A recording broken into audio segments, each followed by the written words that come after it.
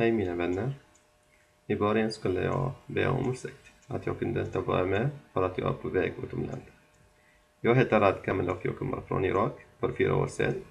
Jag hade fått kandidatexamen från mitt hemland, en inom juridik och den andra inom engelska översättning och tolkning.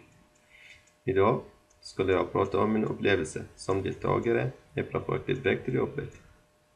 Jag kan säga att Väg till jobbet var mitt första steg på vägen till den svenska arbetsmarknaden genom att träffa många arbetsgivare och mentorer med lång erfarenhet som matchar min erfarenhet och mitt yrke.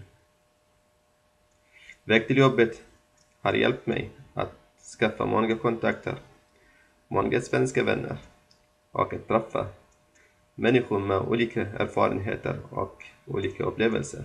Den har också hjälpt mig att våga tala svenska och att ta ansvar och knacka olika dörrar för att få något jobb. Och slutligen har jag lyckats att få ett vikariejobb som jag trivs väldigt bra på. Samtidigt håller jag på att plugga masterprogram på universitet för att tillöka mina kunskaper och färdigheter.